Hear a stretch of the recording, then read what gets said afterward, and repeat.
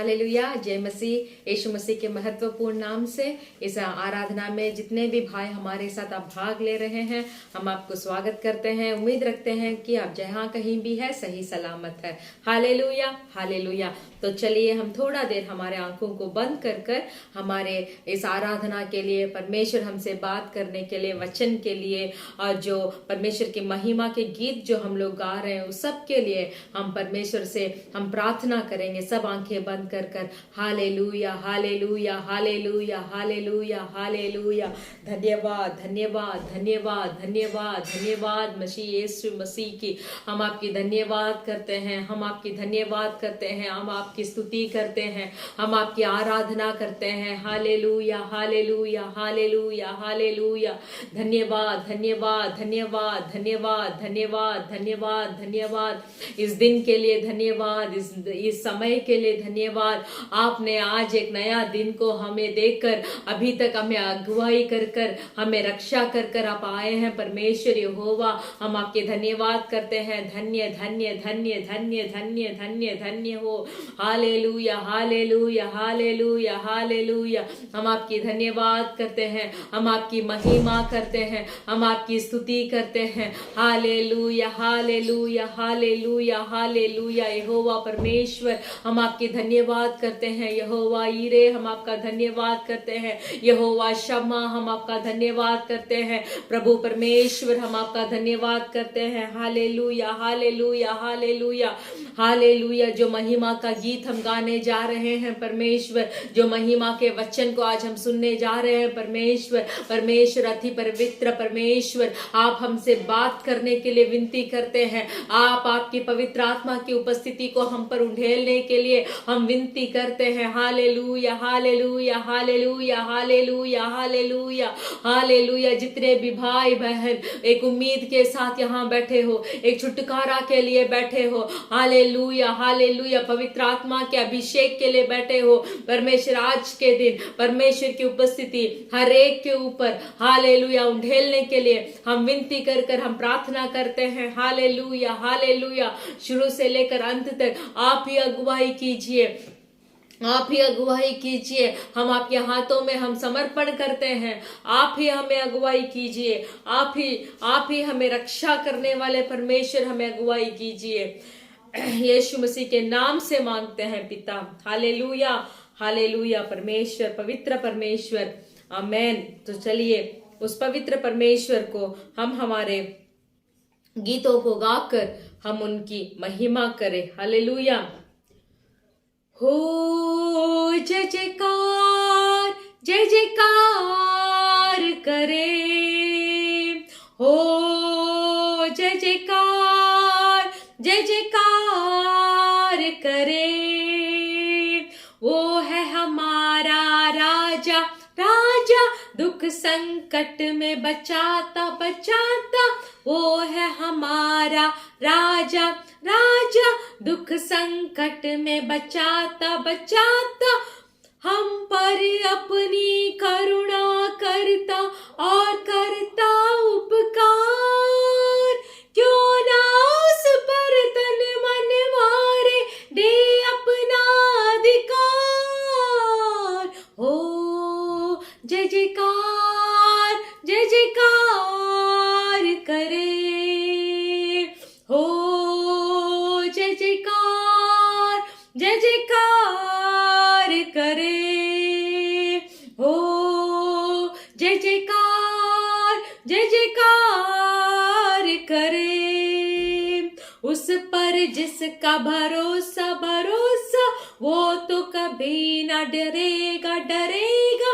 उस पर जिसका भरोसा भरोसा, वो तो कभी ना डरेगा डरेगा।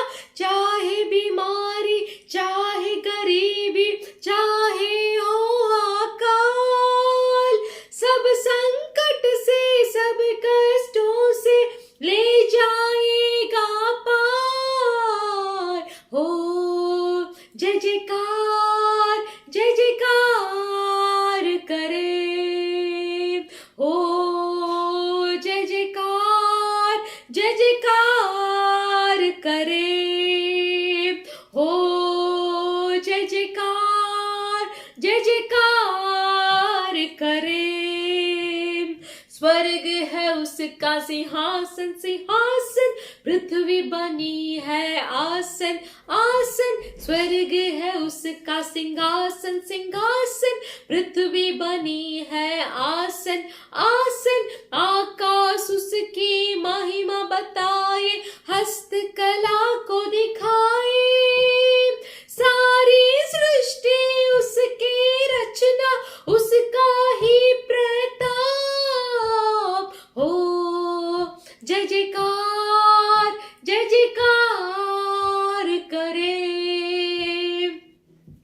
हो। जय जयकार जय जयकार करे हो। जय जयकार जय जयकार करे हो। जय जयकार जय जयकार करे। वो है हमारा राजा राजा, दुख संकट से बचाता बचाता। वो है हमारा राजा राजा, दुख संकट से बचाता बचाता। हम पर अपनी करुणा करता और करता उपकार। क्यों ना उस पर तन मन मारे, दे अपना अधिकार हो। जय जयकार जय जयकार करे हो। जय जयकार जय जयकार करे। हालेलुया। परमेश्वर, अति पवित्र परमेश्वर, स्वर्ग उनका सिंहासन है और पृथ्वी उनकी आसन है। हालेलुया। कितने पवित्र परमेश्वर। हालेलुया। उस पवित्र आत्मा का अभिषेक को आज हम स्वागत कर कर इस गीत को गाएंगे। हालेलुया। क्योंकि पवित्र आत्मा जहां आते हैं वहां हरेक को छुटकारा मिलता है, वहां हरेक को समाधान मिलता है, वहां हरेक को आनंद मिलता है। हालेलुया। हाथ को उठाकर जिस जगह पे आप हैं उस जगह पर हाथ को उठाकर उस पवित्र आत्मा को हम स्वागत करेंगे। हालेलुया। पवित्र आत्मा पवित्र आत्मा, मुझे ले जाए यीशु के चरणों में। पवित्र आत्मा पवित्र आत्मा पवित्र आत्मा, मुझे ले जाए यीशु के चरणों में। पवित्र आत्मा सिर्फ तेरे लिए यीशु, तेरे लिए, सिर्फ तेरे लिए यीशु, तेरे लिए, सिर्फ तेरे लिए यीशु, तेरे लिए, सिर्फ तेरे लिए यीशु, तेरे लिए मैं हाथ उठाता हूँ। पवित्र आत्मा पवित्र आत्मा, मुझे ले जाए यीशु के चरणों में। पवित्र आत्मा, हाथ को उठाकर परमेश्वर से विनती कीजिए, पवित्र आत्मा जिस आराधना का समय में मुझे भर दीजिए बोलकर हर एक अपनी जुबान खोलकर आप परमेश्वर से मांगिए मेरे साथ फिर से मिलकर। पवित्र आत्मा पवित्र आत्मा, मुझे ले जाए यीशु के चरणों में। पवित्र आत्मा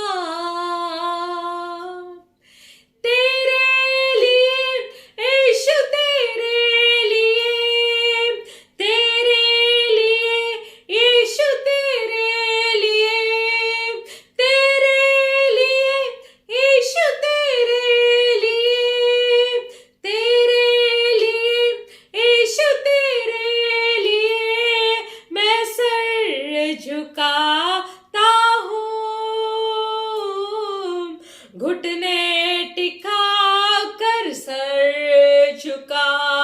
कर हाथ उठाता तेरे लिए, घुटने टिका कर सर झुका कर हाथ उठाता तेरे लिए, सिर्फ तेरे लिए यीशु तेरे लिए, सिर्फ तेरे लिए यीशु तेरे लिए, सिर्फ तेरे लिए यीशु तेरे लिए, सिर्फ तेरे लिए यीशु तेरे लिए मैं हाथ उठाता हूँ,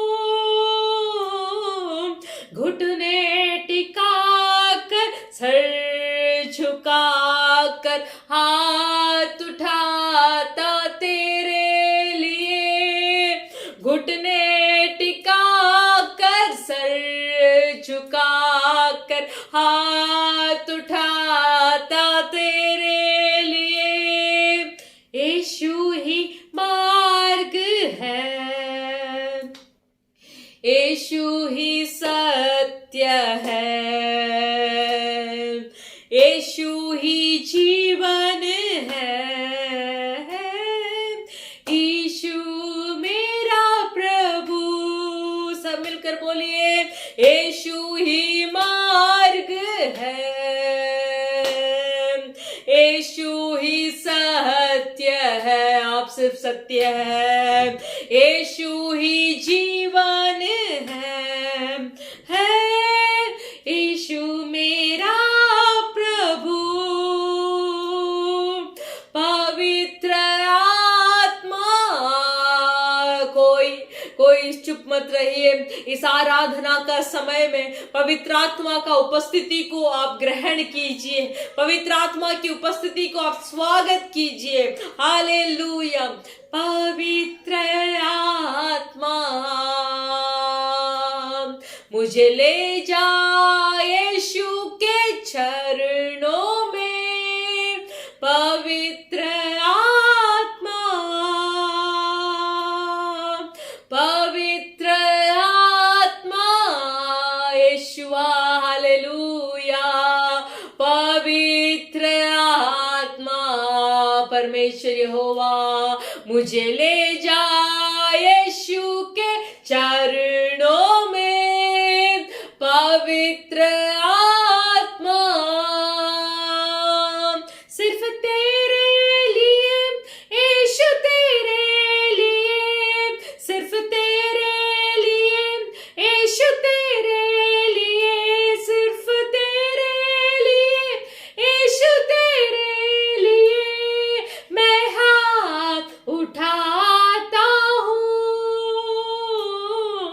घुटने टिका कर सर झुका कर हाथ उठाता तेरे लिए, घुटने टिका कर सर झुका कर हाथ उठाता तेरे लिए। Hallelujah, hallelujah, hallelujah. री बाबा शबार बारी खाना माला रबा, ओ रबा शबादना माला रबा, हालेलुया। री खाला रबा शगा रबा रबा, ओ री बाबा बाबा रिदाना माला रगड़ रबा शगा रबा रबा, हालेलुया, हालेलुया, हालेलुया, हालेलुया। छुटकारा देने वाले पवित्र आत्मा, सामर्थ देने वाले पवित्र आत्मा, ओ रिखा बराबा शगा रबा, हालेलुया, हालेलुया। हमारा शरीर, हमारा देह पवित्र आत्मा वास करने वाला उनका कलीसिया, हालेलुया। रिखा नामा शगा रबा रबा, ओ रिखा बदाना माला रबा शबा रबा रबा, पवित्र आत्मा, हालेलुया। सिंहासन पे वास करने वाले वाले यहोवा परमेश्वर, मेरे लिए हालेलुया सब कुछ करने वाले यीशु मसीह, हालेलुया सामर्थ दिलाने वाले अति पवित्र आत्मा, हम आपको इस आराधना का समय में हम आपकी बढ़ाई करते हैं, हम आपकी महिमा देते हैं। हालेलुया रिखा नमा शबा रबा और रिखाला रबा शबा रबा, धन्यवाद देते हैं कि आज तक आपने हमें अगुवाई किया। धन्यवाद देते हैं कि आज तक आपने हमें पाल पोस कर बड़ा किया, एक माँ के तरह, एक पिता के तरह। हालेलुया रिखाना माशगाला बारबा, हमारे जरूरतों जुबान से आने से पहले ही, हमारे होठों से उसको बोलने से पहले ही पवित्र परमेश्वर उस जरूरतों को पूरा करते हैं। और रिखाना शबा रबा, हम आपकी धन्यवाद देते हैं। Hallelujah hallelujah hallelujah. हम चाहते हैं कि हमारे जिंदगी में सब आदर और सब महिमा आपको मिले परमेश्वर यहोवा। हालेलुया। सब मिलकर मिले आदर और महिमा तुझे, ज्ञान और धन्यवाद प्रभु, मिले स्तुति और शक्ति प्रशंसा सदा सर्वदा, मिले आदर और महिमा तुझे, ज्ञान और धन्यवाद प्रभु, मिले स्तुति और शक्ति प्रशंसा सदा सर्वदा। सर्वशक्तिमान प्रभु परमेश्वर जो है और था रहेगा, सर्वशक्तिमान प्रभु परमेश्वर जो है और था रहेगा, तेरी ही महिमा होवे सदा। दा सर्वदा तेरी ही महिमा होवे सदा, मेरे जीवन में सर्वशक्तिमान प्रभु परमेश्वर जो है और था रहेगा, सर्वशक्तिमान प्रभु परमेश्वर जो है और था रहेगा, तेरी ही महिमा होवे सदा। हालेलुया। मेरे जीवन में तेरे ही महिमा होवे सदा, होवे सदा। मेरे जीवन में मिले आदर और महिमा तुझे। हालेलुया। ज्ञान और धन्यवाद प्रभु, मिले स्तुति और शक्ति प्रशंसा सदा सर्वदा, मिले आदर और महिमा तुझे। आप ही को सब आदर और महिमा, ज्ञान और धन्यवाद प्रभु, मिले स्तुति और शक्ति प्रशंसा सदा सर्वदा। हाथों को उठाकर सर्वशक्तिमान प्रभु परमेश्वर जो था है और रहेगा, सर्वशक्तिमान प्रभु परमेश्वर जो है और था और रहेगा, तेरी ही महिमा होवे सदा। आवाज उठाकर बोलिए, मेरे जीवन में, एक अर्पण के साथ बोलिए, आज मेरा जीवन, आज से मेरा जीवन परमेश्वर की महिमा के लिए। हालेलुया। फिर से मेरे साथ मिलकर गाइए, सर्वशक्तिमान प्रभु परमेश्वर जो है और था और रहेगा, सर्वशक्तिमान प्रभु परमेश्वर जो है और था और रहेगा, तेरे ही महिमा होवे सदा। हाथ को उठाकर मेरे परमेश्वर से बोलिए, तेरे ही महिमा होवे सदा। हालेलुया। मेरे जीवन में तेरे ही महिमा, तेरे ही महिमा, तेरे ही महिमा होवे सदा। मेरे जीवन में तेरे ही महिमा होवे सदा। Hallelujah, hallelujah. मेरे जीवन में, हालेलुया, हालेलुया, हालेलुया। मेरे सांस इस शरीर में रहने तक परमेश्वर, हालेलुया, आप ही की महिमा करते रहे, आप ही की महिमा करता रहूं। Hallelujah, hallelujah. धन्यवाद, धन्यवाद, धन्यवाद परमेश्वर। आपने जो जीवन को हमें दिया है, उस जीवन के द्वारा हम आपकी धन्यवाद करते रहे और आपकी महिमा करते रहे और आपकी बढ़ाई करते रहे परमेश्वर। जो भी आए, जो भी तूफान आए, जितना भी आंधी आए या तूफान आए या बाढ़ आए, मैं अंत तक आपकी महिमा करते रहूंगा परमेश्वर यहोवा। धन्यवाद, धन्यवाद, धन्यवाद परमेश्वर। हम आपकी धन्यवाद करते हैं। इस आराधना को आपने स्वीकार किया, हम धन्यवाद करते हैं। हम आपको धन्यवाद देते हैं कि आज तक आपने हमें संभाला है, अगुवाई किया है। हम आपकी धन्यवाद करते हैं। आपके सम्मुख में आज जितने भी भाई और बहन आए हैं परमेश्वर, आपके वचन के द्वारा हर एक के साथ आप बात करने के लिए हम विनती करते हैं। आप हमें अगुवाई कीजिए, यीशु मसीह के नाम से मांगते हैं पिता, आमीन। Hallelujah, hallelujah. परमेश्वर अच्छे हैं, परमेश्वर भला है। हालेलुया। अब तक परमेश्वर ने हमें अगुवाई किए हैं। हालेलुया। तो चलिए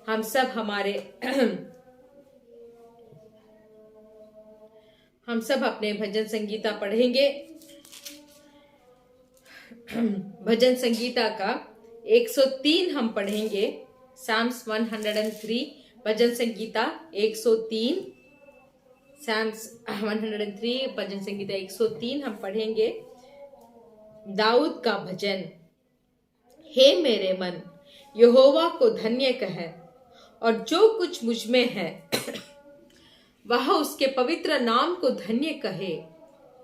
हे मेरे मन, यहोवा को धन्य कह, और उसके किसी उपकार को ना भूलना। वही तो तेरा सब अधर्म को क्षमा करता है और तेरे सब रोगों को चंगा करता है। वही तो तेरे प्राण को नष्ट होने से बचा लेता है और तेरे सिर पर करुणा और दया का मुकुट बांधता है। वही तो तेरे लिए लालसा को उत्तम पदार्थों से तृप्त करता है, जिससे तेरी जवानी उकाब के समान नहीं हो जाती है। यहोवा सब पिसे हुओं के लिए धर्म और न्याय के काम करता है। उसने मूसा को अपनी गति और इस्राएलियों पर अपने काम प्रकट किया। यहोवा दयालु और अनुग्रहकारी, विलंब से कोप करने वाला और अति करुणामय है। वह सर्वदा वाद विवाद करता ना रहेगा, ना उसका क्रोध सदा के लिए भड़का रहेगा। उसने हमारे पापों के अनुसार हमसे व्यवहार नहीं किया और ना हमारे अधर्म के कामों के अनुसार हमको बदला लिया है। जैसे आकाश पृथ्वी के ऊपर ऊंचा है, वैसे ही उसकी करुणा उसके डरवैयों के ऊपर प्रबल है। उद्याचल अस्ताचल से जितनी दूर है, उसने हमारे अपराधों को हमसे उतनी ही दूर कर दिया है। जैसे पिता अपने बालकों पर दया करता है, वैसे ही यहोवा अपने डरवैयों पर दया करता है, क्योंकि वह हमारी सृष्टि जानता है और उसको स्मरण रहता है कि मनुष्य मिट्टी ही है। मनुष्य की आयु घास के समान होती है, वह मैदान के फूल के समान फूलता है, जो पवन लगाते ही ठहर नहीं सकता और ना वह अपने स्थान में फिर मिलता है। परंतु यहोवा की करुणा उसके डरवैयों पर युग युग और उसका धर्म उनके नाती पोतों पर भी प्रकट होता रहता है, अर्थात उन पर जो उसकी वाचा का पालन करते हैं और उसके उपदेशों को स्मरण करके उन पर चलते हैं। यहोवा ना तो अपना सिंहासन स्वर्ग में स्थिर किया है और उसका राज्य पूरी सृष्टि पर है। हे यहोवा के दूतों, तुम जो बड़े वीर हो और उसके वचन के मानने से उसको पूरा करते हो, उसको धन्य कहो। हे यहोवा की सारी सेनाओं, हे उसके टहलुओं, तुम जो उसकी इच्छा पूरी करते हो, उसके धन्य कहो। ये यहोवा की सारी सृष्टि, उसके राज्य के सब स्थानों में उसको धन्य कहो। हे मेरे मन, तू यहोवा को धन्य कह। हे मेरे मन, तू यहोवा का धन्य कह।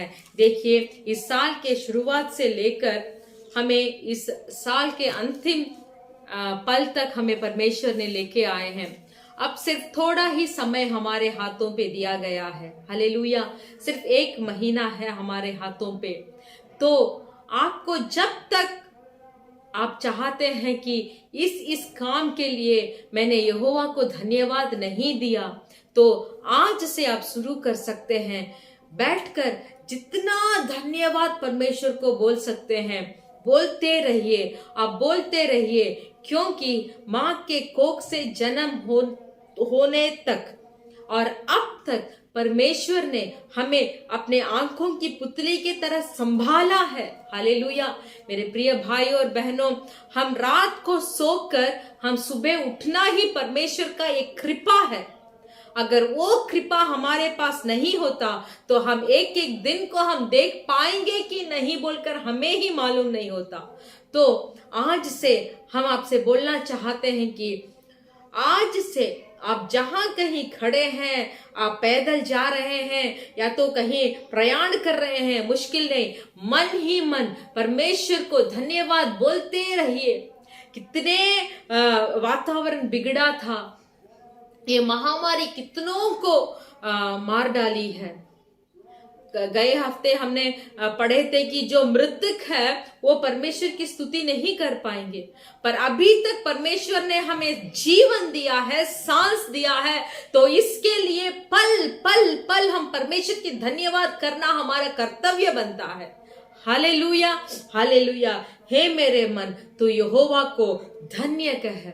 जो भी आपके पास है उसके लिए धन्यवाद बोलिए। आपके परिवार के लिए धन्यवाद बोलिए, आपके कलीसिया के लिए धन्यवाद बोलिए, आराधना का समय को जो परमेश्वर आपको दिया है उसके लिए धन्यवाद बोलिए। कितना समय ऐसे हम भूल चुके हैं जो हमने परमेश्वर को बुलाया था, परमेश्वर ने हमें सुना, स्मरण किया, उस परेशानी से हमें दूर किया, हम उसको भूल गए हैं। तो उसको सब आप याद दिलाकर इस साल का अंतिम समय में हम हैं, तो आप प्रयोजन कीजिए, धन्यवाद परमेश्वर से बोलिए। तो चलिए हम सब इस अच्छे भजन संगीता के लिए धन्यवाद करेंगे और हमारे देशों के लिए हम प्रार्थना करेंगे। धन्यवाद यहोवा यीशु मसीह, आज तक हम जिंदा है, आज तक हम चल रहे हैं, हम बात कर रहे हैं, हम सांस ले रहे हैं, तो ये आपका कृपा है। आपकी कृपा के अलावा और कुछ भी नहीं है। अगर आज आप हमें स्मरण नहीं करते तो आज हम इस जगह पे खड़े होकर हम आपकी आराधना नहीं करते परमेश्वर। इसीलिए हाथ उठाकर हम आपकी धन्यवाद बोलते हैं, धन्यवाद धन्यवाद धन्यवाद बोलते हैं परमेश्वर। हमारे संसार के सारे लोगों को आपके हाथ में हम समर्पण करते हैं। हर एक मानव जाति, यीशु मसीह ही जिंदा खुदा है, यीशु मसीह के द्वारा ही उद्धार हुआ है, क्योंकि यीशु मसीह ही ने ही अपने लहू को हमारे लिए, हमारे पापों के लिए, श्रापों के लिए हालेलुया बहाया है बोलकर ये जानकारी हर एक मनुष्य तक पहुंचने के लिए आज हम आपसे विनती करते हैं। परमेश्वर धन्यवाद बोलते हैं। हमारा इंडिया देश के लिए हम आपके सम्मुख में आते हैं। परमेश्वर पवित्र आत्मा, इस बारिश से जितना भी अपने घर खोए हैं, अपने खेती खोए हैं, खेती के उपज सब नष्ट हो गया है, किसान सब बहुत कष्ट में है, परेशानी में है। परमेश्वर सब खेती का उपज इस बारिश के द्वारा नष्ट हो रहा है। अति पवित्र परमेश्वर, आपसे बोलना तो सब होगा, आप कहे तो ये बारिश रुक जाएगा। परमेश्वर हालेलुया हालेलुया। इस बारिश से हमारे इंडिया देश के जो तमिलनाडु है, आप उससे छुटकारा देने के लिए हम आपसे विनती करते हैं। धन्यवाद बोलते हैं इस कतार देश के लिए। धन्यवाद हालेलुया। इस देश में जागृति होने के लिए प्रार्थना करते हैं। नेपाल, पाकिस्तान, बांग्लादेश, ऐसे जितने भी देश के लोग हमारे कलीसिया में हैं, उन देश को उनके द्वारा आप एक बड़े जागृति को लेके आने के लिए हम प्रार्थना करते हैं। परमेश्वर आज के इस वचन को आपके हाथों पे समर्पण करते हैं। आप हर एक को अगुवाई करें। परमेश्वर यीशु मसीह के नाम से मांगते हैं पिता, आमीन हालेलुया। हमारा कलीसिया का सूचना ये है कि हमारा कलीसिया हर शुक्रवार के दिन शाम को 4 बजे से 6 बजे तक होता है। हम आपसे विनती करते हैं कि सुबह से तैयारियां हो जाकर आप इस आराधना में भाग लीजिए। विश्वास से परमेश्वर के वचन को सुनिए, वो वचन के द्वारा परमेश्वर आपको अगुवाई करेंगे। हर एक को परमेश्वर आशीष करेंगे। आमीन।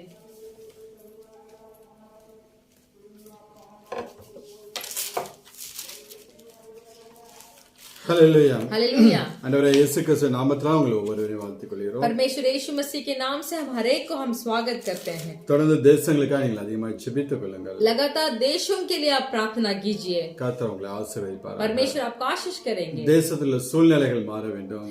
देश में जितना भी हालात है वो बदलना है। மீண்டும் மீண்டும் இந்த கொரோனாவுடைய காரியங்கள் மாற வேண்டும் என்று சொல்லி और लगातार जो कोरोना से बहुत दुर्घटना हो रही है वो सब बदलना है। நீங்கள் அதிகமாக ஜெபித்துக் கொள்ளுங்கள்। इस काम के लिए आप ज्यादा से ज्यादा प्रार्थना कीजिए। இந்திய தேசத்துல இப்ப மழை அதிகமாக பெய்து கொண்டிருக்கிறது। इंडिया देश में अभी बारिश बहुत हो रहा है। கர்த்தர் இந்த மழைகள் எல்லாவற்றையும் நிறுத்திப்படும்படியாக परमेश्वर इस बारिश को रोकना है। நீங்கள் ஜெபித்துக் கொள்ளும்படியாக கேட்டுக்கொள்கிறேன்। इसीलिए आप उसके लिए प्रार्थना कीजिए। கர்த்தர் உங்களை ஆசீர்வதிப்பாராக। परमेश्वर आपको आशीष करेंगे। இந்த நாள் வேத வார்த்தைக்கு நேராக நாம் கடந்து செல்லலாம்। आज भी हम हमारे वचन के ओर हम ध्यान करेंगे। நம்மளை எடுத்துக்கொள்ளும் வெளிப்படுத்தின விசேஷம் 3ஆம் அதிகாரம்। हम सब लेंगे प्रकाशित वाक्य का पुस्तक, उसका 3रा अध्याय 8வது வசனத்தை நாம் வாசிக்கலாம்। उसका 8वां वचन को हम पढ़ेंगे। प्रकाशित वाक्य का पुस्तक, उसका 3रा अध्याय का 8वां वचन।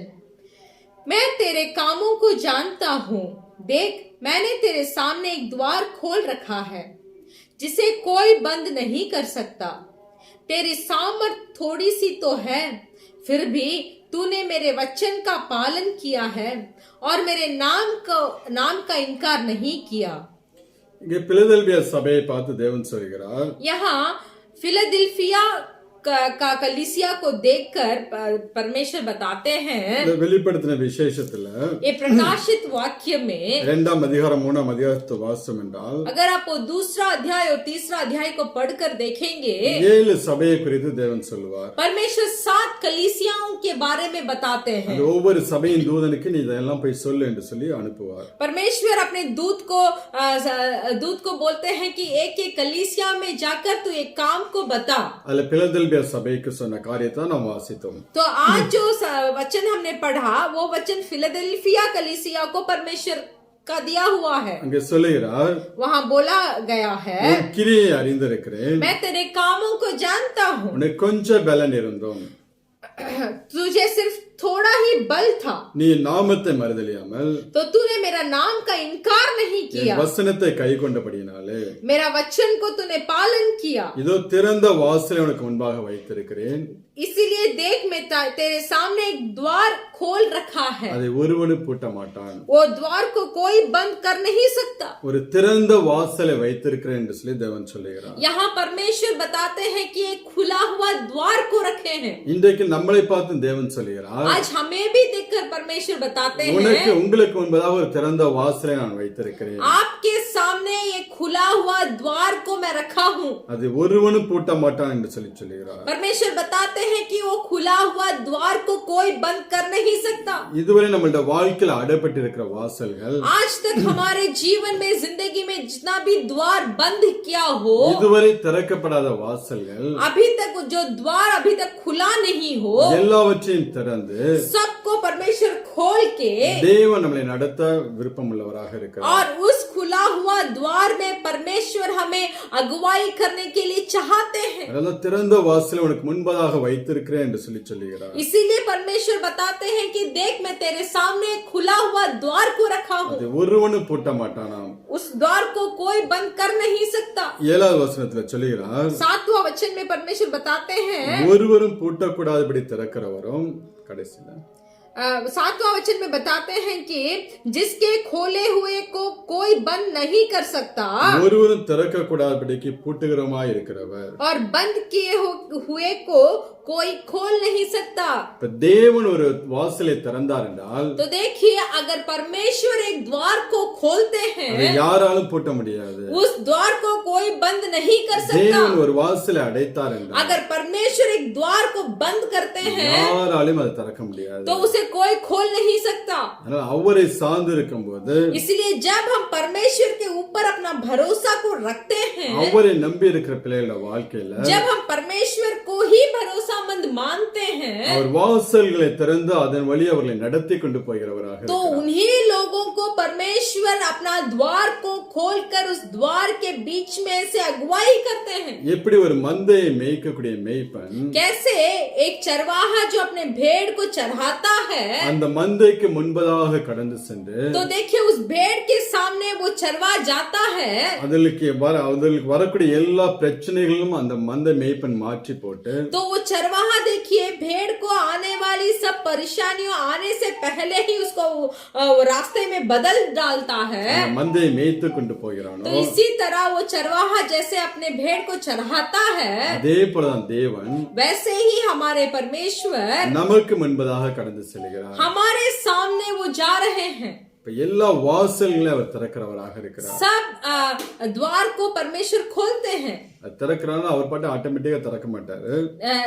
द्वार को खोलते हैं इसका मतलब है वो जाके तुरंत ऐसे खोल नहीं देते अपने आप। அவர் திறக்கும்படி நம்முடைய வாழ்க்கை அமைய வேண்டும், இருக்க வேண்டும்। परमेश्वर हमारे जिंदगी में बंद किए हुए द्वार खोलना है तो हमारा जिंदगी में कुछ कार्य को हमें करना है। இப்ப முதலாவது யாருக்கு தேவன் திறப்பார் என்று சொல்லி பார்ப்போம்। पहले हम देखेंगे कि किसका बंद किया हुआ द्वार को परमेश्वर खोलेंगे। ஜெபிக்கிற பிள்ளைகளுக்கு அவருடைய வாழ்க்கையில இருக்கக்கூடிய எல்லா தடைகளையும் மாற்றி அந்த வாசல்களை திறக்கிறவராக இருக்கிறார்। जो मनुष्य प्रार्थना करता है उसी मनुष्य के जीवन में बंद किया हुआ द्वार को परमेश्वर खोलेंगे। ஜெபத்தினால செய்ய முடியாத எந்த ஒரு காரியத்தையும் प्रार्थना के बिना जो भी काम हम करेंगे, வேற எதனாலும் செய்யவே முடியாது। देखिए प्रार्थना के बिना कोई भी काम हम नहीं कर सकते। ஜெபிக்கும் போது தேவன் எல்லாவற்றையும் மாற்றி போடுகிறவராக இருக்கிறார்। जब हम प्रार्थना करेंगे तभी परमेश्वर बदलेंगे।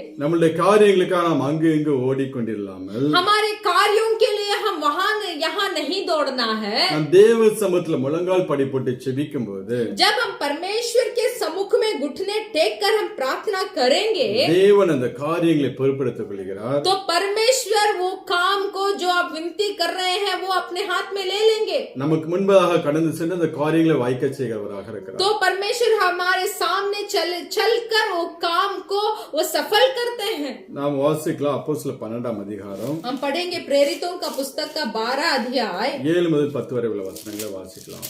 7 से लेकर 10 तक हम पढ़ेंगे। प्रेरितों का पुस्तक का 12 अध्याय 7 से लेकर 10 वचन तक हम पढ़ेंगे। तो देखो, प्रभु का एक स्वर्गदूत आ खड़ा हुआ और उस कटोरी में ज्योति चमकी और उसने पतरस की पसली पर हाथ मार के उसे जगाया और कहा, उठ, जल्दी कर। और उसके हाथों से जंजीर खुलकर गिर पड़ी।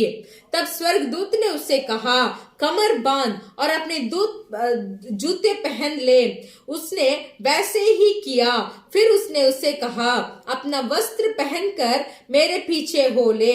वह निकलकर उसके पीछे हो लिया, परंतु यह ना जानता था कि जो कुछ स्वर्गदूत कर रहा है वह सच है, वरन यह समझा कि मैं दर्शन देख रहा हूँ। तब वे पहले और दूसरे पहर से निकलकर उस लोहे के फाटक पर पहुंचे जो नगर की ओर है। वह उनके लिए आप से आप खुल गया और वे निकलकर एक ही गली होकर गए और तुरंत ही स्वर्गदूत उसे छोड़कर चला गया। இங்க ஏரோது ராஜா यहाँ ஏரோது राजा जो थे பேதுருவை கொலை செய்யும்படியாக हेरोदेस राजा जो थे पतरस को घात करने के लिए அவனை சிறைச்சாலையில் பிடித்து போடுகிறார்கள்। उसे जेल में पकड़कर वो डाल देते हैं। அடுத்த நாள் அவனை கொலை செய்ய வேண்டும் என்று சொல்லி பிளான் பண்ணி கொண்டிருக்கிறார்கள்। तो ये युक्ति बनाते हैं कि दूसरे दिन पतरस को मार डालना चाहिए। அந்த நேரத்துல उस समय சபையானது ஊக்கமாய் ஜெபிக்க ஆரம்பிக்கிறார்கள்। कलीसिया बहुत प्रार्थना करती है। வாசிக்கலாம் 5வது வசனம்। 5वां वचन को हम पढ़ेंगे। बंदीगृह में पतरस बंद था, परंतु कलीसिया उसके लिए लो लगाकर परमेश्वर से प्रार्थना कर रही थी। அங்க சபை ஜனங்கள் ஊக்கத்தோட ஜெபம் பண்ணி கொண்டிருக்கும்போது वहाँ कलीसिया के लोगों लगातार लो लगाकर प्रार्थना कर रहे थे। தேவன் தம்முடைய தூதனை அனுப்புகிறார்। तब परमेश्वर ने अपने दूत को भेजा பேதுருவை விடுவிக்கும்படியாக। पतरस को छुटकारा देने के लिए। அந்த தூதன் கடந்து வரும்போது जब वो स्वर्गदूत वहाँ आया, அங்க பேதுருடைய கையில் உள்ள சங்கிலிகள் எல்லாம் மதுவாய் கலண்டு விழுகிறது। जब स्वर्गदूत पतरस के पास आया, तब जो जंजीरें पतरस बांधा हुआ था वो जंजीर अपने आप गिर पड़ा। ஜெபிக்கும் போது तो देखिए, जब हम प्रार्थना करते हैं, இன்னும் தேவ பிரசன்னத்துக்குள்ள நாம் நுழையும் போது जब हम परमेश्वर के उपस्थिति में प्रवेश करते हैं, நம்முடைய வாழ்க்கையில் எல்லா தடைகளும் அதுவா போவதை நாம் பார்க்க முடியும்। तब हम अपने आप हमारे आंखों से देख सकते हैं कि जितना भी रुकावटें हमारे जीवन में है, वो रुकावटें अपने आप दूर हो जाती है। இங்க தேவதூதன் சங்கிலி எல்லாம் அவுத்து விடலாம் இல்ல।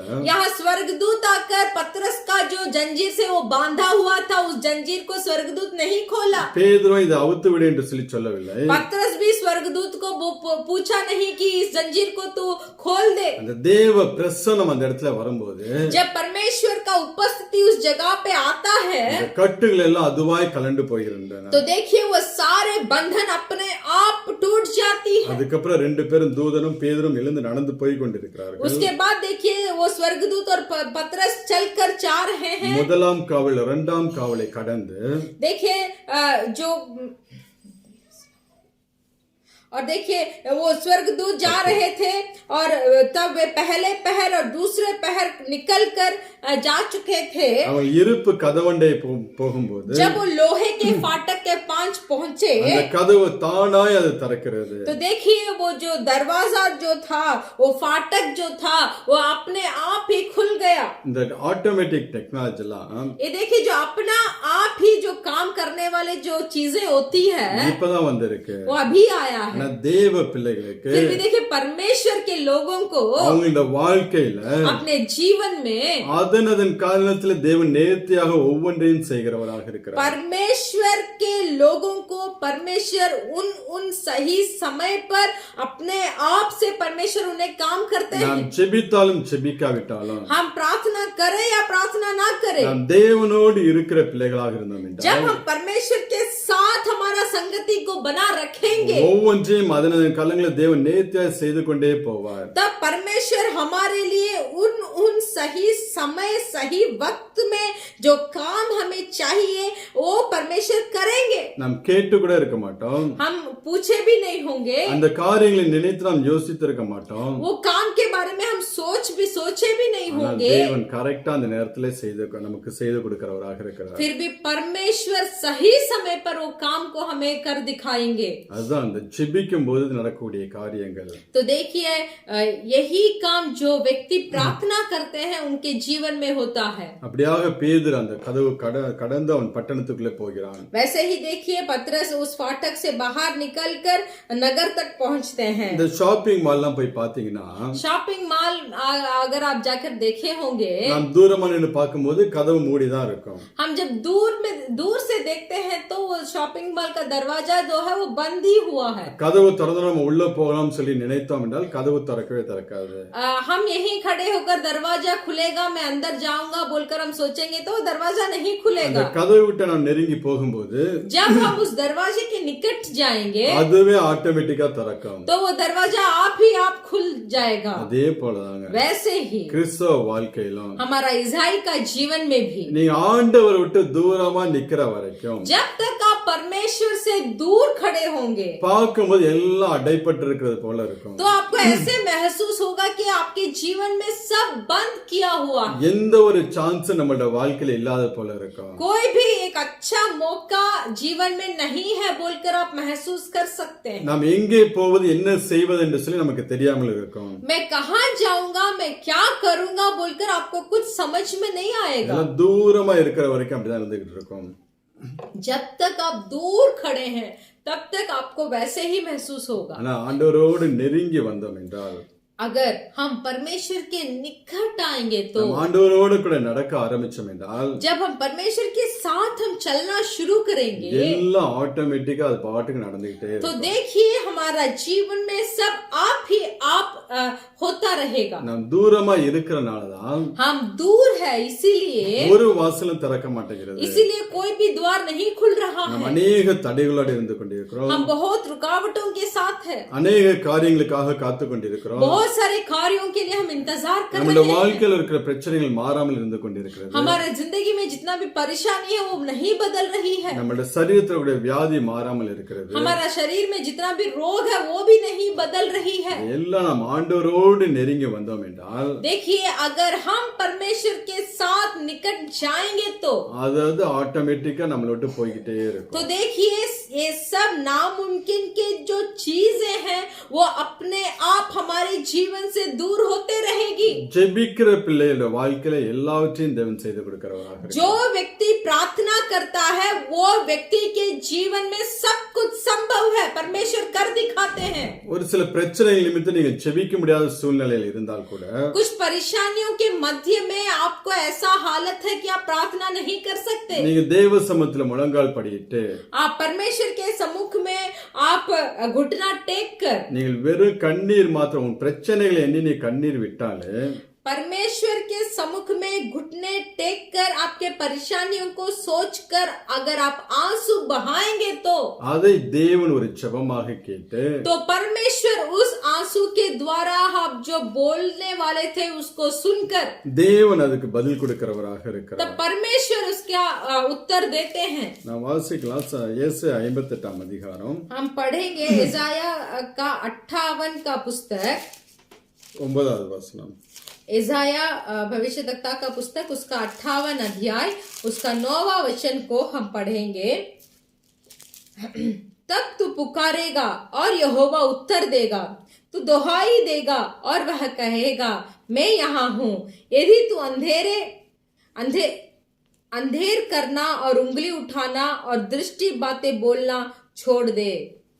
இங்க சொல்லுகிறார், यहाँ बोलते हैं நீ சத்தமிடுவாய், तू पुकारेगा இதோ நான் இருக்கிறேன் என்று சொல்லுவாராம். और यहोवा उत्तर देगा, कि मैं यहाँ हूँ। நம் சில பிரச்சனையான நேரத்துல कुछ परेशानियों के समय में நம்மளால ஜெபிக்க முடியாது. हम प्रार्थना नहीं कर पाते हैं। தேவ சமூகத்துல உட்கார்ந்து இருந்தோம் என்றால் अगर हम परमेश्वर के सम्मुख में हम बैठे रहेंगे तो தேவன் அந்த பிரச்சனையில நம்மளை விடுவிக்கிறவராக இருக்கிறார். तो परमेश्वर खुद उस परेशानियों से हमें छुटकारा देंगे। முதலாவது ஜெபிக்கிற பிள்ளைகளோட வாழ்க்கையில तो पहले जो प्रार्थना करता है वो व्यक्ति उसका जीवन में எல்லா டோர்களும் தேவன் திறக்கிறவராக இருக்கிறார். तो सब द्वार को परमेश्वर खोलते हैं। அடுத்ததாக दूसरा நம்ம வாசித்த அந்த வெளிப்படுத்தின விசேஷத்துல जो प्रकाशित वाक्य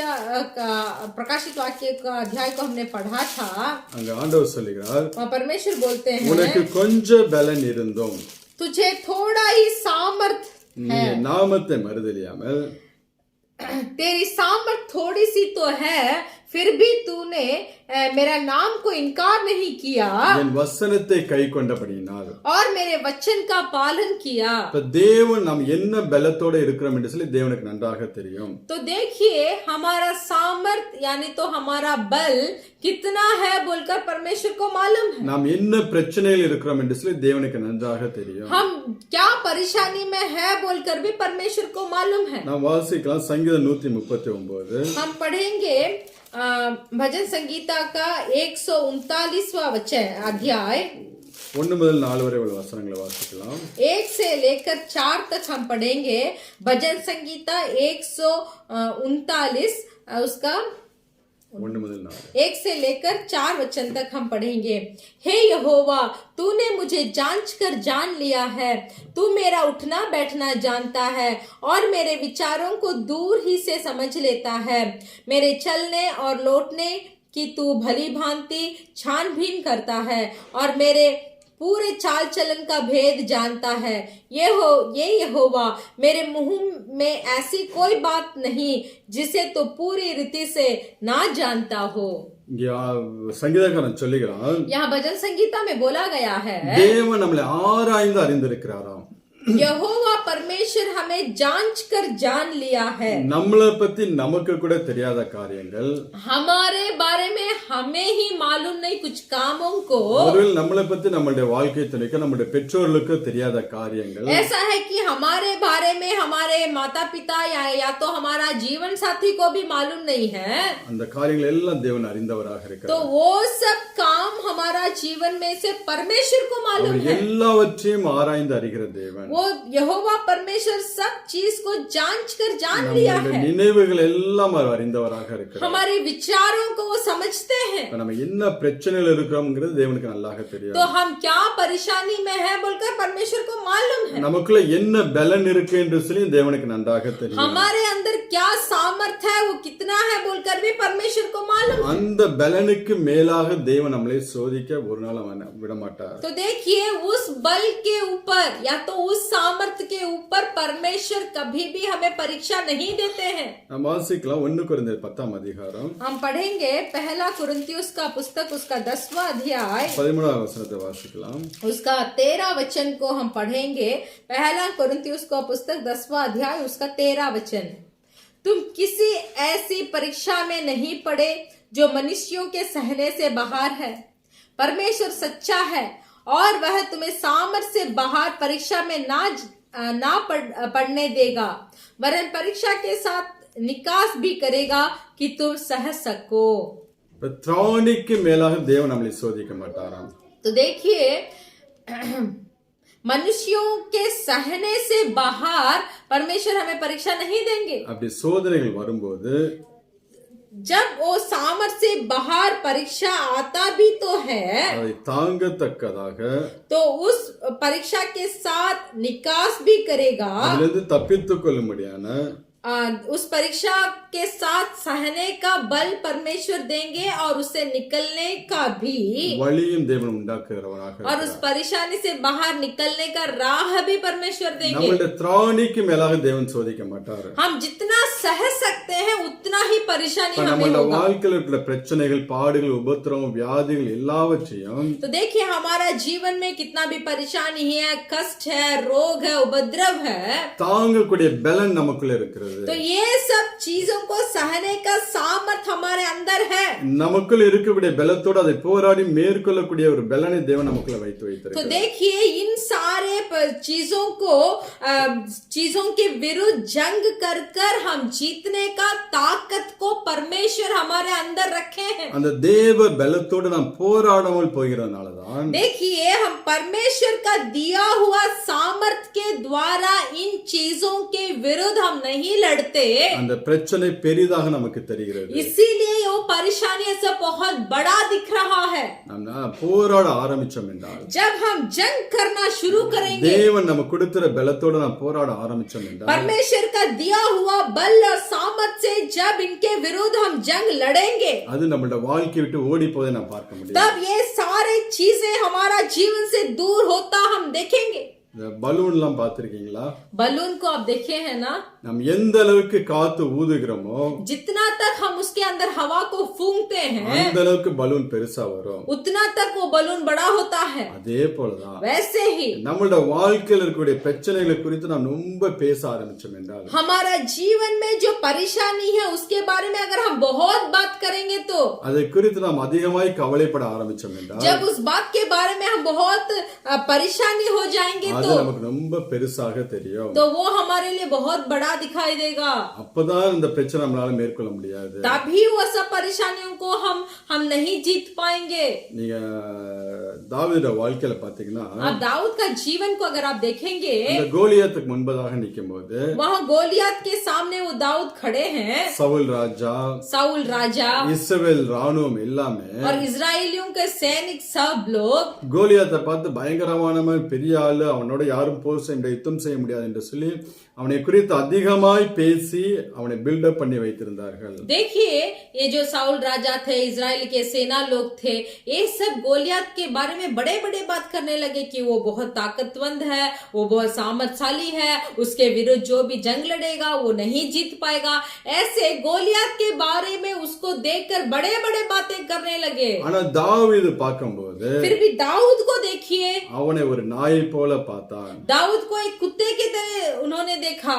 எனக்குள்ள தேவன் இருக்கிறார், दाऊद ने बोला कि मेरे अंदर परमेश्वर है. எனக்குள்ள தேவன் கொடுத்த பலன் இருக்கு, मैं दाऊद ने बोला कि मेरे अंदर परमेश्वर का दिया हुआ सामर्थ है. அதை கொண்டு நான் அவனை மேற்கொள்ள முடியும் என்று சொல்லி தாவீது பார்த்தார். तो दाऊद ने अपने आप को देखा कि मेरे अंदर परमेश्वर है, उनका दिया हुआ बल है, इसके द्वारा मैं इस गोलियत को जीतूंगा. அதனால ஒரே கூழாங்கல்லால கோலியாத்தை அவன் மேற்கொண்டான். इसीलिए सिर्फ एक ही पत्थर को लेकर उसने गोलियत को हराया. அப்ப நீ பிரச்சனையை நீங்க பாக்குற விதத்துல தான் இருக்கிற. तो आपकी जिंदगी में जो परेशानी है वो आप किस तरह से उसको देखते हैं. ஆனா ஒண்ணு புரிந்து கொள்ளுங்கள், एक बात समझ लीजिए, என்ன பிரச்சனை உங்க வாழ்க்கையில இருந்தா கூட जितना भी परेशानी आपके जीवन में हो, அதை தாங்கிக் கொள்வதற்குண்டான பலன் உங்களுக்குள்ள இருக்கு. उसको सहने का बल और सामर्थ आपके अंदर है. அதை புரிந்து கொண்டு उसको समझ लीजिए. செபிக்க ஆரம்பிச்சீங்கன்னா उसको समझकर जब आप प्रार्थना करना शुरू करेंगे, அது உங்களோட வாழ்க்கையை விட்டு ஓட ஆரம்பிக்கும். तो वो सब परेशानियां आपके जीवन से भागता हुआ आप देखेंगे. நீங்க இந்த பிலதெல்பியா சபையை பாத்தீங்கன்னா फिलाडेल्फिया कलीसिया को आप देखिए, அந்த சபையை குறித்து தேவன் ஒரு குறை கூட சொல்ல மாட்டார். फिलाडेल्फिया कलीसिया के बारे में परमेश्वर कुछ भी नहीं बोलेंगे. வேற சபைகள் எல்லாம் பாத்தீங்கன்னா சிமிர்னா சபையிலே ஒரு குறையும் சொல்ல மாட்டார். सिमरना कलीसिया को देखिए, परमेश्वर उस कलीसिया को भी कुछ दोष नहीं बोलेंगे. பாக்கி 5 சபைகளை குறித்து अनेक காரியங்களை சொல்லுவார். और वो जो 5 कलीसिया बाकी है, उन कलीसियाओं को परमेश्वर बहुत सारे काम को बताएंगे. இந்த பிலதெல்பியா சபையை பார்த்து சொல்கிறார், इस फिलाडेल्फिया कलीसिया को एक संदेश देते हैं, உனக்கு கொஞ்சம் பலன் இருந்தும் तेरे पास तो थोड़ी ही सामर्थ है, நீ நாமத்தை மறுதலியாமல் और उस थोड़ी सामर्थ से तूने मेरा नाम का इनकार नहीं किया, என் வசனத்தை கை கொண்டபடியினாலே मेरा वचन का तूने पालन किया, திறந்த வாசலை வைக்கிறேன் என்று சொல்லுகிறார். इसलिए तेरे सामने एक खुला हुआ द्वार को मैं रखा हूँ. அந்த 8வது வசனத்துல உன் கிரியைகளை அறிந்திருக்கிறேன் என்று சொல்லுகிறார். और उस 8वां वचन में परमेश्वर बताते हैं कि तेरे कामों को मैं जानता हूँ. இப்ப தேவன் நமக்கு என்ன பலன் இருக்கோ तो देखिए हमारे पास कितना बल है, அதற்கு ஏற்ற அளவுக்கு தான் பிரச்சனை நம்மளோட வாழ்க்கையில வரும். तो उसी बल के समान ही परेशानी हमारा जीवन में आएगी. நாம தான் அதை ஊதி ஊதி பெருசாக்குறோம்.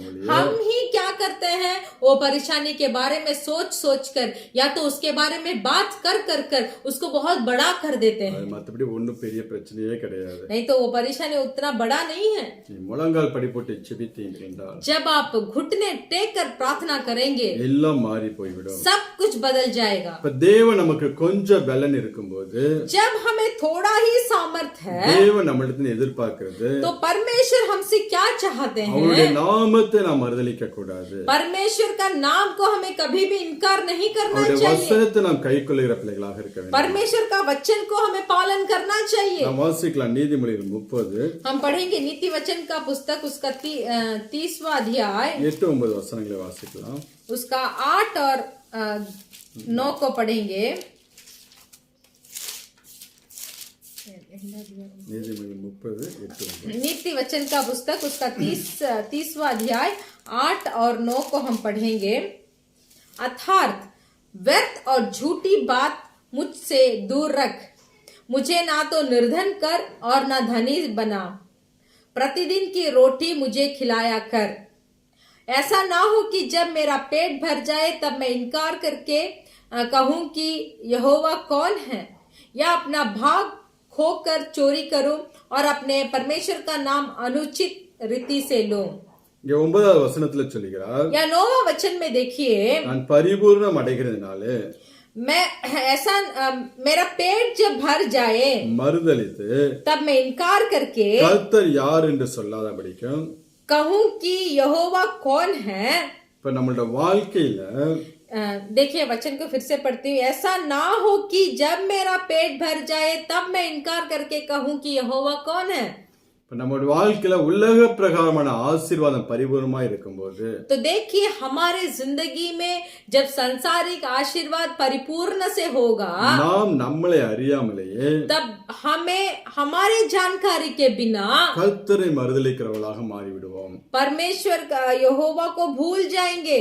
அதே நேரத்துல उसी समय ஆவிக்குரிய வாழ்க்கையில கிறிஸ்தவ வாழ்க்கையில குறைவு உண்டாக ஆரம்பிச்சுச்சுன்னா जब आत्मिक रीति से हमारा आत्मिक जीवन में कुछ घटी हो गई நாம் தேவனை மறுதலிக்கக்கூடிய பிள்ளைகளாய் மாறிவிடுவோம். तब हम परमेश्वर का नाम को हम भूल जाएंगे। அதாவது உலக பிரகார ஆசீர்வாதங்கள்லாம் ஒரு அளவுக்கு மேல போதும் என்று சொல்லி நாம் சொல்லலாம்.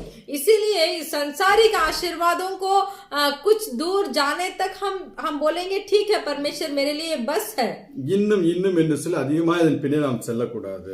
हमें और चाहिए और कमाना है बोलकर वो सांसारिक आशीर्वाद के पीछे हमें नहीं जाना है। தேவன் கொடுத்ததுக்கு நன்றி சொல்லி நாம் ஜெபிக்கும் போது जब परमेश्वर के दिए हुए कामों को चीजों को धन्यवाद बोलकर हम प्रार्थना करेंगे தேவன் நம்மளை ஆசீர்வதிக்கிறவராக இருக்கிறார். तब परमेश्वर हमें आशीष करेंगे। அது நம்மளோட வாழ்க்கையில ஒரு நாள் வேதனைகளை கொண்டு வராது. तब वो आशीर्वाद हमारे जिंदगी में कभी वेदना को लेके नहीं आएगी। அப்ப ஒரு பரிபூர்ண உலக பிரகாரமான ஆசீர்வாதத்துல பரிபூர்ணம் உண்டாயிடுச்சுன்னா तब देखिए संसारिक आशीर्वाद में हमारा जीवन अगर परिपूर्ण हो गया நம்மளோட வாழ்க்கை கர்த்தரை மறுதலிக்கக்கூடிய ஒரு பொசிஷன்ல சிலப்ப வரும். तो अब हमारा जीवन ऐसे एक राह पर पहुंचेगा जहां हम परमेश्वर को इनकार कर सकते हैं। இப்ப பிசாசு வந்து நின்னு तो देखिए शैतान आकर நீ இயேசு கிறிஸ்துவை மறுதலின்னு சொன்னா யாராவது செய்வோமா? तू यीशु मसीह को इनकार कर बोलेगा तो हम कोई करेंगे? நாம் யாருமே மறுதலிக்க மாட்டோம். हम कोई भी परमेश्वर का नाम को इनकार नहीं करेंगे। அவன் 1 கோடி ரூபாய் கையில கொடுத்து நீ மறுதலின்னு சொன்னா கூட நம்ம யாரும் மறுதலிக்க மாட்டோம். अगर शैतान आकर 1 करोड़ रुपया हमारे हाथ में देकर परमेश्वर यीशु मसीह का नाम को इनकार कर बोलेगा तो भी हम नहीं करेंगे। ஆனால் பிசாசு என்ன பண்ணுவான்? फिर भी शैतान क्या करेगा? நம்மளுடைய கிரியைகளினாலே அவன் இயேசு கிறிஸ்துவை மறுதலிக்கும்படியாக செய்வான். हमारा काम के द्वारा यीशु मसीह को इनकार करने लगेगा। நாம் வாசிக்கலாம் தீத்து 1ஆம் அதிகாரம் हम पढ़ेंगे तीतुस का पुस्तक उसका पहला अध्याय 16வது வசனத்தை நாம் வாசிக்கலாம்.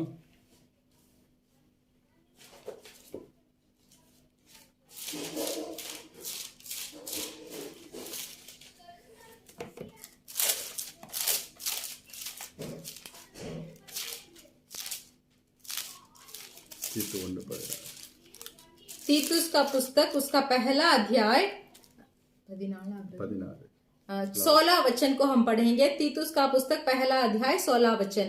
वे कहते हैं कि हम परमेश्वर को जानते हैं और अपने कामों से उसका इनकार करते हैं, क्योंकि वे घृणित और आज्ञा ना मानने वाला है और किसी अच्छे काम के योग्य नहीं है। அப்போஸ்தலன் பவுல் சொல்லும்போது या प्रेरित पौलुस बताते हैं, அவர்கள் தேவனை அறிந்திருக்கிறோம் என்று அறிக்கை பண்ணுகிறார்கள். वे कहते हैं कि हम परमेश्वर को जानते हैं அவர்கள் கிரியைகளினாலே அவரை மறுதலிக்கிறார்கள். और पर अपने कामों से उसका इनकार करते हैं, அவர்கள் அருவருக்கப்படத்தக்கவர்களும் क्योंकि वे घृणित கீழ்ப்படியாதவர்களும் और आज्ञा ना मानने वाले हैं எந்த நற்கிரியை செய்ய और किसी अच्छे काम के ஆகாதவர்களுமாய் இருக்கிறார்கள். योग्य नहीं। இயேசு கிறிஸ்து நம்ம நேரா மறுதலிக்க மாட்டோம். देखिए यीशु मसीह को ऐसे आमने सामने हम इनकार नहीं करेंगे। பேதுரு மறுதலிச்சது போல இப்ப இயேசு தான் யாருன்னு தெரியாது என்று சொல்லி நாம் ஒரு நாள் சொல்ல மாட்டோம். जैसे पतरस ने बोला कि वो यीशु मसीह कौन है मुझे मालूम नहीं, वैसे हम हमारे जुबान खोलकर हम नहीं बताएंगे। ஆனால் கிரியைகளினாலே फिर भी हमारे अपने कामों के द्वारा நாம் கிறிஸ்துவை மறுதலிக்கிற பிள்ளைகளாக பிசாசு நம்மளை கொண்டு போய் நிறுத்துவான்.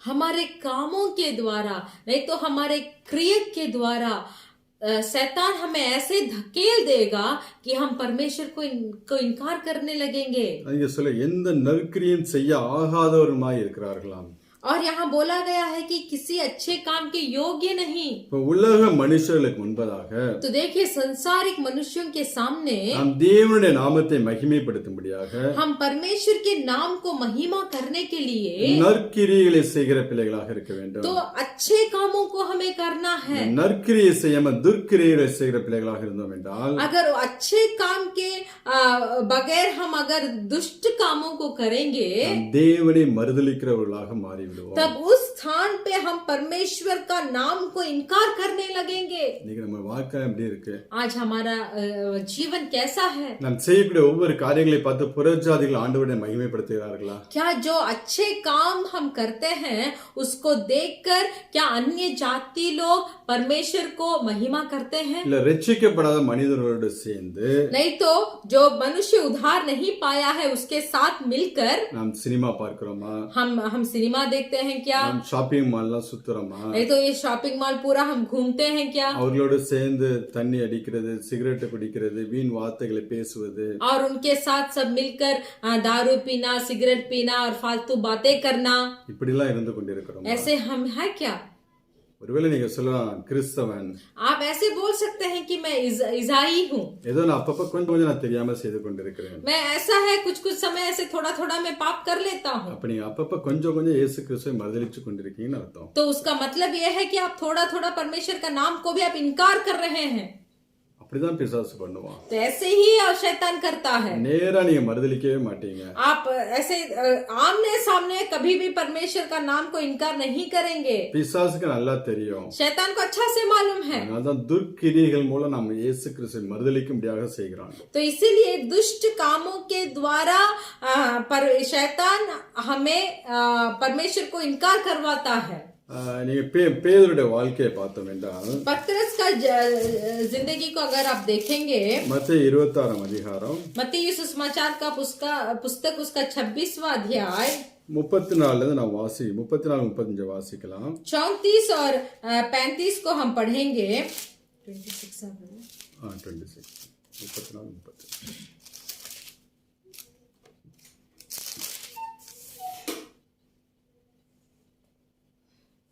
यीशु ने उससे कहा, मैं तुझसे सच कहता हूँ कि आज की रात को मुर्ग के भांग देने से पहले तू 3 बार मुझसे मुकर जाएगा। पतरस ने उसे कहा, यदि मुझे तेरे साथ मरना भी पड़े तो भी मैं तुझसे कभी ना मरूंगा। और ऐसा ही सब चेले ने भी कहा। ஆண்டவர் சொல்லுகிறார், या परमेश्वर बताते हैं, நீ என்னை 3 தரம் மறுதலிப்பாய் என்று சொல்லி பேதுரை பார்த்து சொல்லுகிறார். यहाँ यीशु मसीह ने पतरस को देखकर कहा कि तू 3 बार मेरा नाम को इनकार करेगा। பேதுரு पतरस நான் உம்மோடு மரிச்சாலும் மரிப்பேன் அவனை மறுதலிக்க மாட்டேன் என்று சொல்லி சொல்லுகிறான். पतरस ने कहा कि यदि मुझे तेरे साथ मरना भी पड़े तो भी मैं तुझे कभी ना मुकरूंगा। அதுக்கப்புறம் நீ கொஞ்ச நேரம் கழிச்சு ஆண்டவர் வந்து செபிக்கும்படியாக அந்த கெத்செமனே தோட்டத்துக்குள்ள போகிறார். उसके बाद आप ऐसे नीचे पढ़ेंगे तो यीशु मसीह प्रार्थना करने के लिए जाते हैं। ஜெபிக்கும் கெத்செமனே தோட்டத்துல ஜெபிக்கும்படியாக அவர் கடந்து செல்கிறார். तो प्रार्थना करने के लिए वो गत्समेन बगीचा में जाते हैं। 3 பேரை தன்னோட கூட்டி கொண்டு போகிறார். तीन चेलों को अपने साथ लेकर गए பாக்கியெல்லாம் கொஞ்சம் தூரமா இருங்க என்று சொல்லி और बाकी चेलों को थोड़ा आप दूर में रहिए। பேதுருவையும் அவனோட இன்னும் 2 பேரையும் கூட்டி கொண்டு போகிறார். पतरस को और 2 चेलों को यीशु मसीह अपने साथ लेकर गए। அப்பொழுது ஆண்டவர் அவர்களை பார்த்து சொல்கிறார். तब परमेश्वर उन्हें देखकर बताए। 38 வசனத்தை வாசிக்கலாம். उसका 38वां वचन देखिए।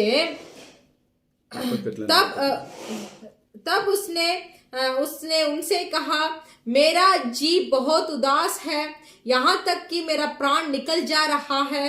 तुम यहीं ठहरो और मेरे साथ जागते रहो।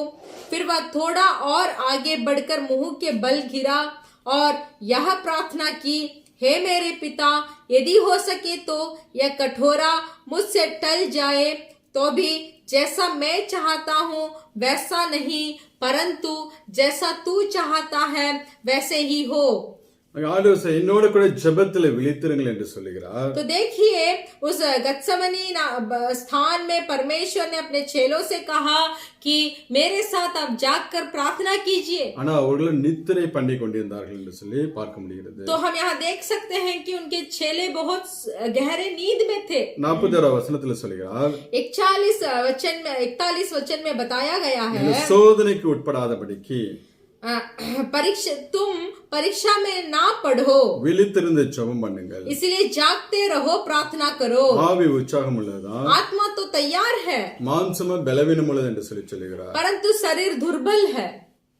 1 மணி நேரம் ஆண்டவரோட கூட என்னோட 1 மணி நேரம் விழித்திருக்க கூடாதா என்று சொல்லி கேட்கிறார். तो यीशु मसीह ये भी पूछते हैं कि ऐसे 1 घंटा आप लोग मेरे साथ नहीं जाग पाओगे? நீங்க சோதனைக்கு உட்படாதபடிக்கு तुम परीक्षा में ना पढ़ो, इसीलिए விழித்திருந்து ஜெபம் பண்ணுங்கள் என்று சொல்லுகிறார். जागते रहो और प्रार्थना करो। இங்க பேதுரு ஒருவேளை ஆண்டவரோட ஜெபம் பண்ணியிருந்தால், अगर यहाँ पतरस अगर परमेश्वर यीशु मसीह के साथ प्रार्थना किए होते, ஒருவேளை மறுதலிக்கக்கூடிய சூழ்நிலையில அவன் தப்பித்துக் கொண்டிருந்திருக்கலாம். तब जब परमेश्वर का नाम को उन्होंने इनकार किया, उस स्थान से पतरस बचाए जाते।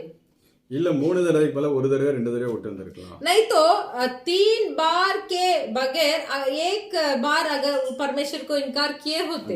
ஆண்டவரோட கூட இந்த ஜெபம் பண்ணாதனால देखिए पतरस परमेश्वर यीशु मसीह के साथ और गत्समनी स्थान में प्रार्थना नहीं किया, மறுதலிக்கக்கூடிய சூழ்நிலைக்கு தள்ளப்படுகிறார். इसीलिए पतरस 3 बार परमेश्वर का नाम को इनकार किया। நம்மளோட வாழ்க்கை அப்படிதான். हमारा जीवन भी वैसा ही है। அனுதின ஜெப வாழ்க்கை இல்லை என்றால், अगर हमारे जीवन में प्रतिदिन प्रार्थना नहीं है तो நாம் நம்முடைய கிரியைகள் மூலம் தேவனை மறுதலிக்கிறவர்களாக तो இருக்கிறோம். हमारे कामों के द्वारा ही हम परमेश्वर का नाम को इनकार करते हैं। ஜெபம் மிக மிக முக்கியமானது. प्रार्थना बहुत मुख्य है। தேவ சமூகத்துல நேரங்களை செலவிடுவது மிக மிக முக்கியமான காரியம். परमेश्वर के सम्मुख में समय बिताना बहुत बहुत मुख्य है। நாம் ஜெபிக்கிற பிள்ளைகளாக இல்லாமல் இருந்தோம் என்றால், अगर हम प्रार्थना नहीं करेंगे நாம் தேவனை மறுதலிக்கிற பிள்ளைகளாக இருந்து கொண்டிருக்கிறோம் என்று அர்த்தம். तो उसका अर्थ ये है कि हम परमेश्वर को अभी भी इनकार कर रहे हैं।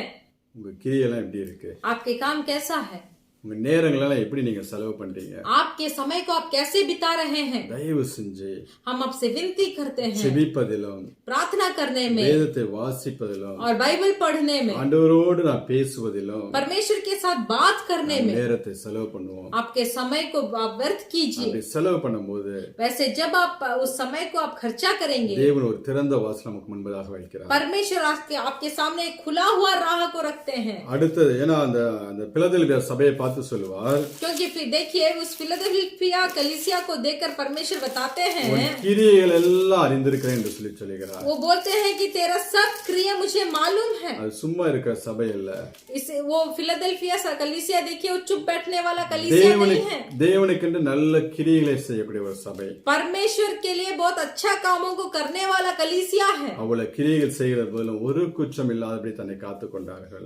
उतना परमेश्वर के लिए काम करते हैं और एक भी दोष उनके ऊपर ना आए, ऐसे अपना क्रिया को करते हैं। அடுத்ததாக அவருடைய வசனத்தை கைக்கொண்டவர்களாக இருந்தார்கள். दूसरा वो देखिए, परमेश्वर का वचन को पालन करते थे। அந்த வசனத்தை கைக்கொள்கிறதுனால परमेश्वर का वचन को जब हम पालन करते हैं, அவர்களுடைய வாழ்க்கையில தேவன் திறந்த வாசலை கொடுத்து ஆசீர்வதித்தார். जो परमेश्वर का वचन को पालन करता है उनके जीवन में परमेश्वर खुला द्वार को रखते हैं। நான் வாசிக்கலாம் சங்கீதம் 19 हम पढ़ेंगे भजन संगीता का पुस्तक का 19 अध्याय 7 முதல் 11 வரை உள்ள வசனங்களை வாசிக்கலாம்.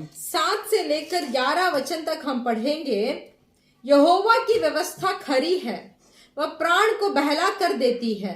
यहोवा के नियम विश्वास योग्य है, साधारण लोग को बुद्धिमान बना देता है। यहोवा के उपदेश सिद्ध है, हृदय को आनंदित कर देता है। यहोवा की आज्ञा निर्मल है, वह आंखों में ज्योति ले आती है। यहोवा का भय पवित्र है, वह अनंत काल तक स्थिर रहता है। यहोवा के नियम सत्य और पूरी रीति से धर्ममय है।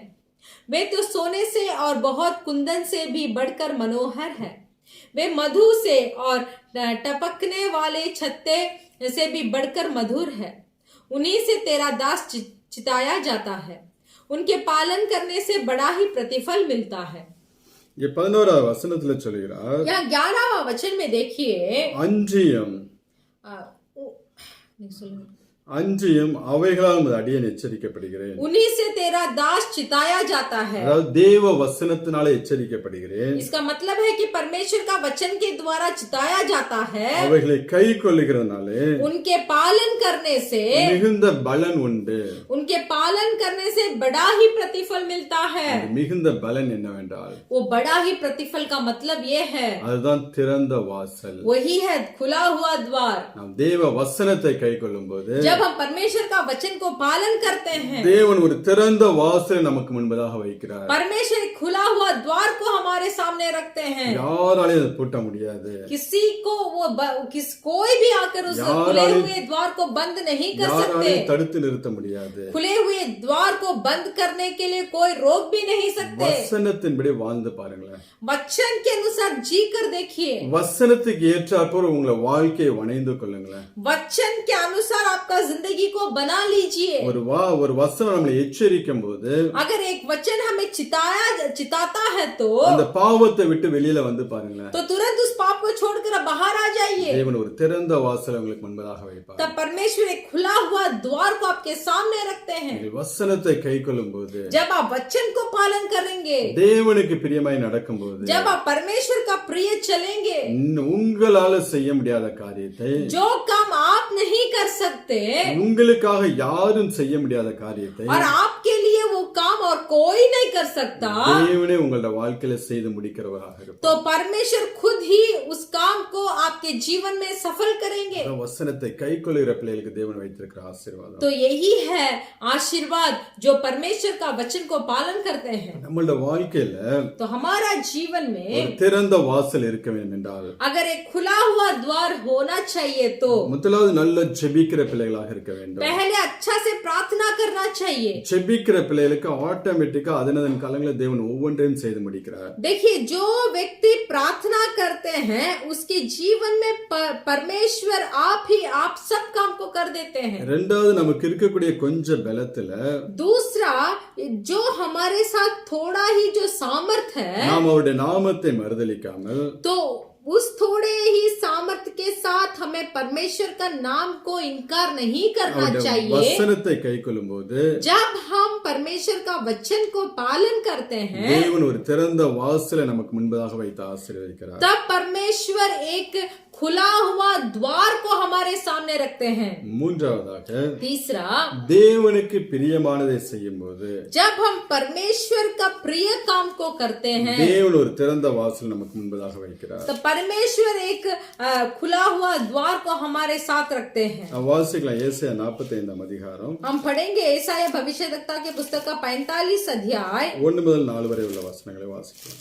1 से लेकर 4 वचन तक हम पढ़ेंगे। ईसाया का पुस्तक 45 अध्याय 1 से लेकर 4। यहोवा अपने अभिषिक्त क्रूस के विषय यों कहता है, मैंने उसको दाहिने हाथ को इसीलिए थाम लिया है कि उसके सामने जातियों को दबा दूं और राजाओं की कमर ढीली करूं। उसके सामने फाटकों को ऐसा खोल दूं कि वे फाटक बंद ना किया जाए। मैंने तेरे आगे आगे चलूंगा और ऊंची ऊंची भूमि को चौरस करूंगा। मैं पीतल के किवाड़ों को तोड़ डालूंगा और लोहे के भेड़ों को टुकड़े टुकड़े कर दूंगा।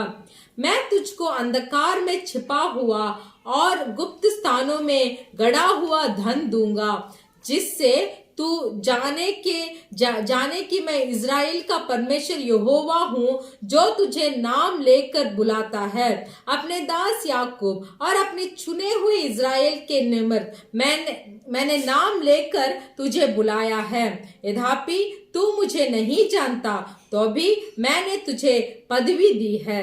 இங்கே கோரேசை குறித்து தேவன் சொல்லுகிறார். यहाँ कोरेस के बारे में क्रूस के बारे में परमेश्वर बताते हैं। முதலாவது வசனத்துல पहला वचन, அவனுக்கு முன்பாக வாசல்கள் பூட்டப்படாதிருக்க उसके सामने उसका फाटक ना बंद हुआ, கதவுகளை திறந்து வைக்கும்படிக்கும் फाटक को खोल के रखने के लिए நான் அவனுக்கு मुन्ने செல்கிறேன் என்று சொல்லுகிறார். उसके सामने जो फाटक कोई भी बंद ना करे और वो हर पल खुला रहे, इसे काम होने के लिए मैं उसके सामने जा रहा हूँ। எல்லா வெண்கல கதவுகளையும் இரும்பு தாழ்பால்களையும் முறிக்கிறேன் என்று சொல்லுகிறார். वो बोलते हैं कि मैं पीतल के किवाड़ों को तोड़ डालूंगा और लोहे के भेड़ों को टुकड़े टुकड़े कर दूंगा। இவளுக்கு இந்த கோரேஸ் ராஜா ஒரு புறஜாதி ராஜாவன். देखिए, ये क्रूस राजा जो थे वो एक अन्य जाति के राजा थे। ஆனால் தேவன் சொன்னார், நான் அவனை அபிஷேகம் பண்ணினேன் என்று சொல்லுகிறார். फिर भी परमेश्वर बताते हैं कि उस राजा को मैंने अभिषेक किया है। ஏன் அவனை குறித்து தேவன் இவ்வளவு அவன் பிறப்பதற்கு முன்பதாக அவனை குறித்து தீர்க்கதரிசனமாய் சொல்லுகிறார். देखिए, ये राजा जन्म होने से पहले ही इस राजा के बारे में भविष्यवाणी किया गया है। ஏன் அவனுக்கு முன்பதாக ஒரு திறந்த வாசலை வைக்கிறேன் என்று சொல்லி தேவன் சொல்லுகிறார். परमेश्वर क्यों बताते हैं कि ये क्रूस राजा के सामने में मेरा फाटक को खुला रखूंगा। இந்த 44 ஏசாயா 44 அதிகாரம் கடைசி वचनத்தை तो வாசிக்கலாம். देखिए, उस 44 अध्याय यशायाह में उसका आखिरी वचन को देखिए, जो क्रूस के विषय में कहता है, वह मेरा ठहराया हुआ चरवाहा है और मेरी इच्छा पूरी करेगा। यरूशलेम के विषय कहता है, वहां बसाई हुई जाएगी और मंदिर के विषय तेरी नींव डाली जाएगी।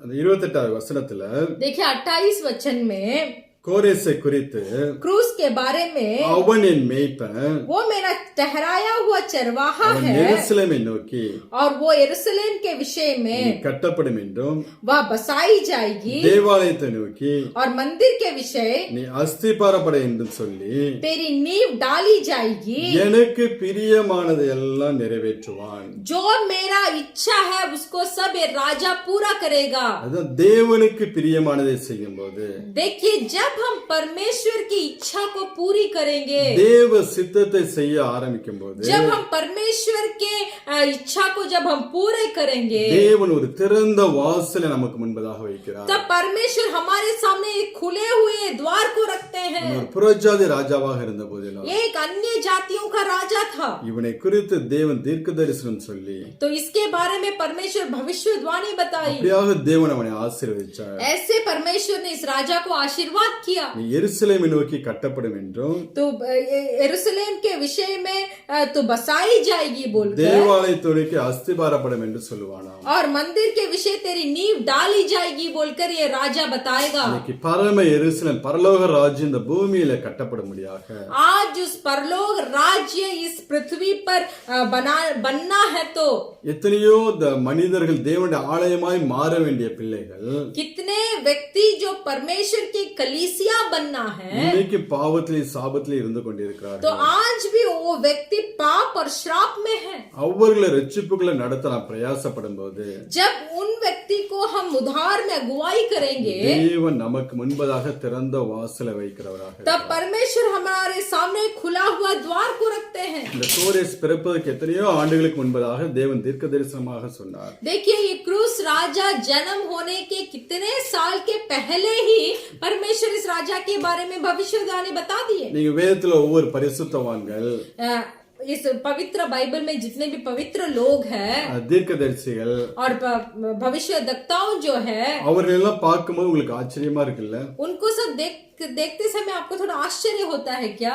கொஞ்சம் நீங்க உட்கார்ந்து थोड़ा आप बैठकर நீங்க உங்களை நீங்க ஆராய்ந்து பாத்தீங்கன்னா तो देखिए, आप बैठकर अपने आप को थोड़ा जांच कर देखिए, உங்களுடைய காரியங்கள் தேவன் நடத்தின பாதைகள்லாம் பாத்தீங்கன்னா तो आपके काम और परमेश्वर कैसे आपका अगुवाई किए, इसको सब अगर आप सोच कर देखेंगे மிகுந்த ஆச்சரியமா இருக்கும். वो बहुत आश्चर्य कर्म है। எப்படி இந்த கோரேஸ் தேவன் அபிஷேகம் பண்ணினாரோ, जैसे इस कोरेस राजा को परमेश्वर अभिषेक किए, பிறப்பதற்கு முன்பு அவனை குறித்து தீர்க்க தரிசனம் சொன்னாரோ, जैसे वो जन्म होने से पहले ही परमेश्वर ने उसके बारे में भविष्यवाणी की, அதே போலதான் वैसे ही தேவன் நம் ஒவ்வொருவரையும் परमेश्वर हम हर एक को உலகம் தோன்றுவதற்கு முன்பதாகவே जब इस संसार का सृष्टि होने से पहले ही கிறிஸ்துவுக்குள்ளே முன்குறித்தாராம். परमेश्वर के द्वारा हमें जान लिया है। நம்ம அதை உணராதனாலதான் हम इस बात को हम समझ नहीं सकते, நமக்கு தெரிய மாட்டேங்குது. इसीलिए इसका कुछ जानकारी हमें नहीं है। ஆண்டவரே இயேசு கிறிஸ்து சொல்லுவார், परमेश्वर यीशु मसीह बताते हैं, யோவான் 1ஆம் அதிகாரம் यूहन्ना का पुस्तक उसका पहला अध्याय 12-13 வசனங்களை வாசிக்கலாம். उसका 12 और 13 को हम पढ़ेंगे।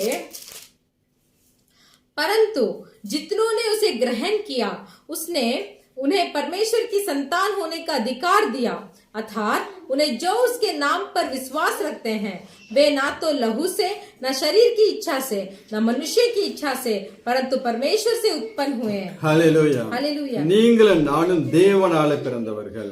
आप और हम परमेश्वर के द्वारा जन्म हुए हैं।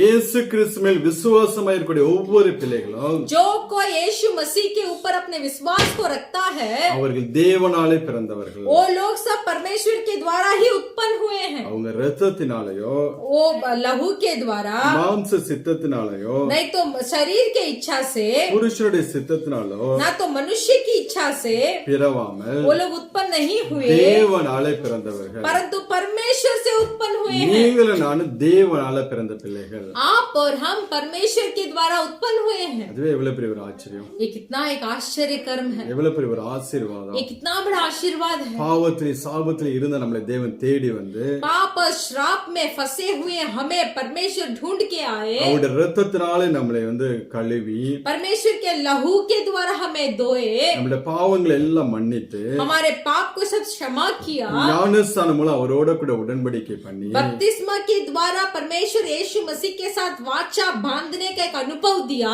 நாம் அவருக்கு பிரியமாய் நடக்காமல் இருந்த போதிலும் जब हम परमेश्वर के प्रिय से नहीं चले तो भी அவருடைய கிருபையினாலே ஒவ்வொரு நாளும் நம்மளை நடத்தி கொண்டு வராரு. परमेश्वर की कृपा के द्वारा हर पल हमें अगुवाई कर रहे हैं। இது எவ்வளவு பெரிய ஒரு ஆச்சரியம். ये कितना बड़ा आश्चर्य है। அதாவது நம்மளை நாமே கொஞ்சம் பார்த்தோம் என்றால் इसीलिए अगर हम अपने आप को देखेंगे तो தேவன் அவ்வளவு அதிசயமான காரியங்களை செய்திருக்கிறார். परमेश्वर हमारे जिंदगी में उतना चमत्कार काम किए हैं। கோரேஸ் பிறப்பதற்கு முன்பதாகவே அவனை குறித்து தீர்க்க தரிசனம் சொன்னார். कुश राजा जन्म होने से पहले ही उनके बारे में भविष्यवाणी की। நாம் இந்த उலகத்துக்கு வருவதற்கு முன்பதாகவே கிறிஸ்து இயேசுவுக்குள்ளே தேவன் நம்மை முன்குறித்தார். देखिए हम इस संसार में आने से पहले ही यीशु मसीह के द्वारा परमेश्वर यहोवा ने हमें जान लिया அவருக்கு பிரியமானதைகளை செய்யும் போது जब हम परमेश्वर के प्रिय करेंगे, தேவன் நமக்கு முன்பதாக ஒரு திறந்த வாசலை வைத்து ஆசீர்வதிக்கிறார். परमेश्वर हमारे सामने खुला हुआ द्वार को रखकर आशीर्वाद करेंगे. இந்த பூமியிலே तो इस संसार में தேவனுடைய சித்தத்தை செய்யும்படியாக परमेश्वर की इच्छा को पूरी करने के लिए, அழிந்து போகிற ஆத்மாக்களை ரட்சிப்புகளை நடத்தும்படியாக नष्ट हो रही आत्माओं को उद्धार पर अगुवाई करने के लिए நாம் பிரயாசப்படும் போது हम जब कोशिश करेंगे, தேவன் நமக்கு முன்பதாக கடந்து செல்கிறவராக तो இருக்கிறார். परमेश्वर हमारे सामने जाएंगे. ஒரே ஒரு வசனத்தை வாசி நாம் ஜெபிக்கலாம். एक वचन को पढ़कर हम प्रार्थना करेंगे. 2 கொரிந்தியர் 2ஆம் அதிகாரம் दूसरा कोरिन्थियुस का पुस्तक, उसका दूसरा अध्याय, 12வது वचनத்தை வாசிக்கலாம். उसका 12वां वचन को हम पढ़ेंगे. जब मैं मसीह का सुसमाचार सुनाने को त्रोआस आया और प्रभु ने मेरे लिए एक द्वार खोल दिया. இங்க அப்போஸ்தலன் பவுல் சொல்கிறார், या प्रेरित पौलुस बोलते हैं, கிறிஸ்துவின் சுவிசேஷத்தை பிரசங்கிப்படி जब मैं मसीह का सुसमाचार सुनाने को த்ரோவா பட்டணத்தில் வந்தபோது त्रोआस आया கர்த்தராலே எனக்கு கதவு திறக்கப்பட்டிருக்கிறது. और प्रभु ने मेरे लिए एक द्वार खोल दिया है. கர்த்தராலே அங்க கதவு அவனுக்கு திறக்கப்படுகிறதா. पर प्रभु के द्वारा उसका पौलुस का द्वार खुल गया है. இந்த பட்டணத்துல இயேசு கிறிஸ்துவை பற்றி சொல்லும்படியாக பவுல் பிரயாசப்படுகிறார். तो देखिए, इस त्रोआस नगर में परमेश्वर के सुसमाचार सुनाने के लिए पौलुस थोड़ा कोशिश करते हैं. இப்ப நாமும் ஆண்டவருடைய சித்தத்தை செய்ய பிரயாசப்படும் போது जब हम परमेश्वर का इच्छा को पूरा करने के लिए थोड़ा प्रयास उठाएंगे, நாமும் தேவனுடைய ஊழியத்தை செய்ய பிரயாசப்படும் போது जब हम भी परमेश्वर की सेवकाई करने के लिए थोड़ा प्रयास उठाएंगे, தேவனே நம்முடைய வாழ்க்கையில எல்லா கதவுகளை திறந்து கொடுத்து ஆசீர்வதிக்கிறவராக तब परमेश्वर खुद ही हमारे जीवन में हम जो बंद किया हुआ द्वार है उसे खोलकर हमें आशीर्वाद करेंगे. ஊழியத்துல இன்னும் வல்லமையாக தேவன் எடுத்து பயன்படுத்துவார். सेवकाई में और सामर्थ्य से परमेश्वर हमें प्रयोग करेंगे. உலக பிரகாரமான காரியங்களிலும் संसारिक कामों में தேவன் நம்மளை ஆச்சரியமாய் நடத்துவார். परमेश्वर हमें बहुत आश्चर्य से अगुवाई करेंगे. அதனால इसीलिए இப்படி அந்த பிலதெல்பியா சபையானது कैसे वो फिलाडेल्फिया कलीसिया है, கொஞ்சம் பலன் இருந்த போதிலும் सिर्फ उन्हें थोड़ा ही बल था, அவங்க கிரியைகளினாலே தேவனை மகிமைப்படுத்தினார்கள். फिर भी उनके क्रिया के द्वारा उन्होंने परमेश्वर की महिमा की, வசனத்தை கைக்கொண்டு தேவனை மகிமைப்படுத்தினார்கள். वचन का पालन किया और परमेश्वर की महिमा की. அதனால ஒருவரும் பூட்டக்கூடாதபடிக்கு தேவன் அவர்களுக்கு முன்பாக ஒரு திறந்த வாசலை வைத்தார். इसीलिए इस फिलाडेल्फिया कलीसिया के सामने एक द्वार को खोला, जो द्वार को कोई बंद नहीं कर सकता. இன்னைக்கு நாமும் நம்மளோட வாழ்க்கையை ஒப்பு கொடுக்கும் போது आज अगर हम भी हमारा जीवन को अर्पण करेंगे, தேவன் நமக்கு முன்பதாக ஒரு திறந்த வாசலை வைத்து परमेश्वर हमारे सामने भी एक खुला हुआ द्वार को रखकर தேவன் ஆசீர்வதித்து நம்மளை நடத்துவார். परमेश्वर आशीर्वाद करेंगे और हमें अगुवाई करेंगे. எத்தனை பேர் உங்களை ஒப்பு கொடுக்க போறீங்க? आप में से कितना जन परमेश्वर का इस आशीर्वाद के लिए समर्पण करना चाहते हैं? ஒவ்வொரு நாள் நான் ஜெபம் பண்ணுவேன். प्रतिदिन मैं प्रार्थना करूंगा. எனக்கு இருக்கிற கொஞ்சம் பலம் मुझे सिर्फ थोड़ा ही बल है, நான் தேவனுடைய நாமத்தை மறுதலியாமல் फिर भी मैं परमेश्वर का नाम को इनकार नहीं करूंगा. அவருடைய வசனத்தை நான் கைக்கொண்டு परमेश्वर का वचन का पालन करूंगा. என் கிரியைகளால் நான் தேவனுடைய நாமத்தை மகிமைப்படுத்துவேன் என்று मेरे क्रिया के द्वारा मैं परमेश्वर का नाम का महिमा करूंगा. ஒப்பு கொடுக்கும் போது जब आप अपने आप को समर्पण करेंगे இன்னும் या और எப்படி நீங்க தேவனுக்கு பிரியமான காரியங்களை செய்ய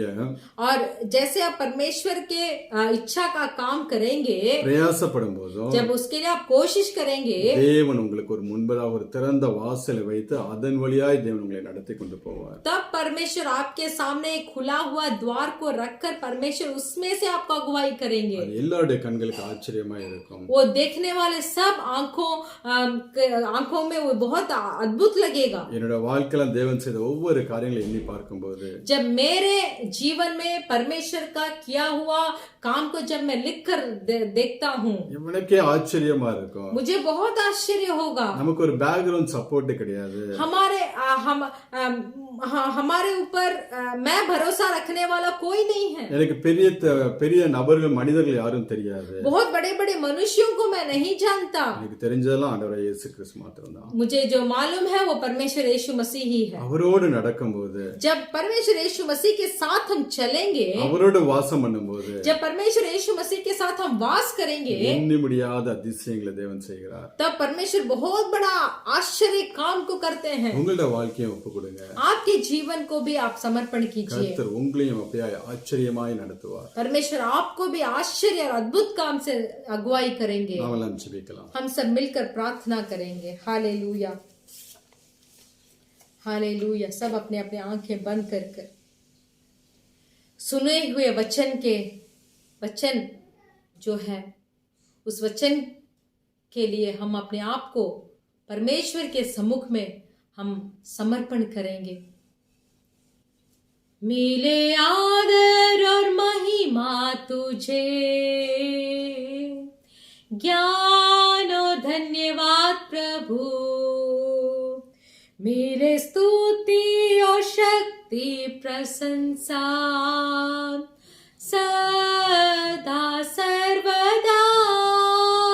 मिले आदर और महिमा तुझे, ज्ञान और धन्यवाद प्रभु, मिले स्तुति और शक्ति प्रशंसा सदा सर्वदा. सर्वशक्तिमान प्रभु परमेश्वर जो है और था रहेगा. सर्वशक्तिमान प्रभु परमेश्वर जो है और था रहेगा. हाथ उठाकर तेरी ही महिमा होवे सदा मेरे जीवन में, तेरे ही महिमा होवे सदा मेरे जीवन में. Hallelujah, hallelujah. थोड़ा ही बल, थोड़ा ही सामर्थ, फिर भी परमेश्वर का वचन का पालन करने का और उन परमेश्वर का नाम को इनकार ना करने का कार्य हमारे ऊपर बहुतायत से बड़े परमेश्वर हमारे सामने जो इस वचन के सुना है. जितने भाई और बहन इस आराधना में मिले हैं, अगर उनके जीवन में जो द्वार बंद है और वो लोग ऐसे महसूस कर रहे हैं कि क्यों मेरा जीवन में ये काम सफल नहीं हो रहा है, उसके बारे में अपने आप को जांच कर देखें और परमेश्वर से उनका जीवन, उनका संगति कितना दूर है, उसको जांच कर देखकर आज के दिन एक तय करे परमेश्वर कि परमेश्वर के साथ जिए, परमेश्वर के साथ चले. कोई भी अनर्थ काम या व्यर्थ काम कर परमेश्वर का नाम को इनकार ना करे. परमेश्वर आज ऐसे सामर्थ से हर एक को आप भर दीजिए, हर एक को आप भर दीजिए. हम आज से आपके साथ चलेंगे, आपके साथ चलेंगे, आपके इस सिद्ध को पूरा करेंगे, आपके इच्छा को पूरा करेंगे. जो काम आपके आंख में घृणा है वो काम हमारे नजरों पे भी घृणा होने के लिए परमेश्वर आज ऐसे सामर्थ्य से हमें भर दीजिए. और जो वाचा आपने किया है कि मैं तेरे सामने एक खुला हुआ द्वार को रखूंगा जो कोई बंद नहीं कर सकता. ये आश्चर्य काम को, ये वाचा को जो आपने हमें किया है, ये वाचा को आज से हमारे जीवन में पूरा होता हुआ हम देखेंगे. Hallelujah, hallelujah. धन्यवाद करते हैं वचन के दिए हुए पास्टर को, उनके परिवार को, उनके जरूरतों को, उनके सब चीजों को आपके लहू पे हम ढांप कर आपसे विनती करते हैं सब सुरक्षित उन्हें हो. परमेश्वर आप अगुवाई कीजिए. कलीसिया के हर एक भाई बहन परिवार, हर एक मनुष्यों को आपके हाथ में हम समर्पण करते हैं. जल्दी ही जल्दी हमारे लिए एक द्वार खोल जाए परमेश्वर, आपके साथ मिलकर आराधना करने के लिए. आज तो द्वार बंद है, यीशु मसीह के नाम से, यीशु मसीह के नाम से वो द्वार खुल जाए, वो द्वार खुल जाए और हम सब मिलकर आपके साथ मिलकर हम आराधना करने के लिए परमेश्वर आप हमें मदद कीजिए. आपके नाम की महिमा हम करें. जीवन में जितना तक जीवन ये है, जब तक ये सांस हमारे जिस्म में है तब तक आपकी महिमा के काम करने के लिए हमें आपके सम्मुख में हम समर्पण करते हैं। अगुवाई कीजिए, अगुवाई कीजिए। यीशु मसीह के नाम से मांगते हैं पिता, आमीन। கர்த்தராகிய இயேசு கிறிஸ்துவின் கிருபையும் प्रभु यीशु मसीह का कृपा, பிதாவாகிய தேவனுடைய அன்பும் पिता परमेश्वर का प्रेम பரிசுத்த ஆவியானவருடைய அந்யோன்ய ஐக்கியம் और पवित्र आत्मा का सौभाग्यता இன்றும் என்று நம் அனைவரோடு கூட இருப்பதாக। आज और हर पल हमारे साथ होते रहे, ஆமென்। आमेन। ஹalleluya हालेलुया, ஹalleluya हालेलुया। जय मसीह। जय मसीह।